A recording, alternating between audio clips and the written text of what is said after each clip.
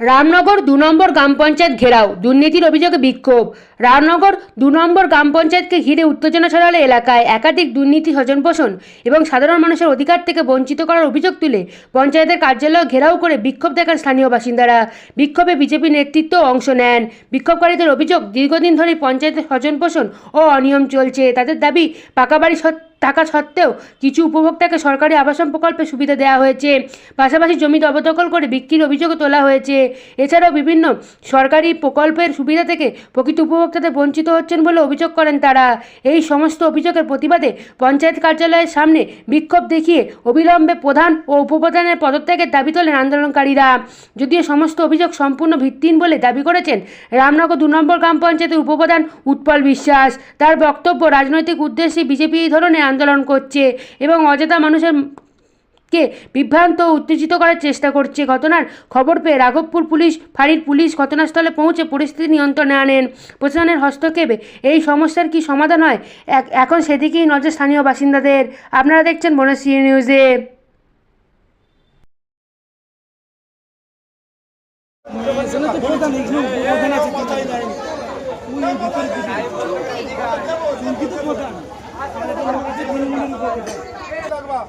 অন্যায় করবো না, অন্যায়কে পোস্টাই দেবো না, পোস্টার কথা আমরা খেতে খাই, খাই না। সব দোকানদার কি করে দাম বাড়াবে, কি চালানোর জন্য? এই হিসাব আমার চাই, পরিষ্কার কথা। যারা নিরাপদ নয় তারা ঘর ভাইরাল হওয়ার দরকার নেই ভাই।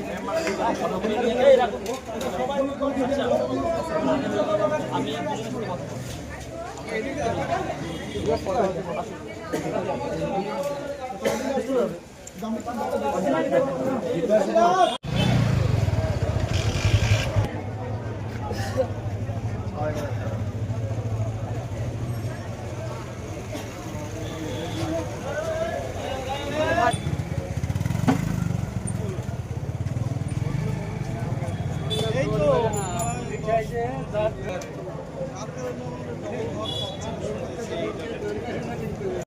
আমার 10 লাখ টাকার সম্পত্তি রোল করে কাজে নিচ্ছে তৃণমূল।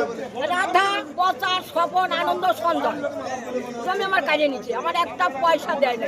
রোল করে আমার মস্তান দাঁড় করে রাখে আমার স্বামীর মার্ডার করে দেয়।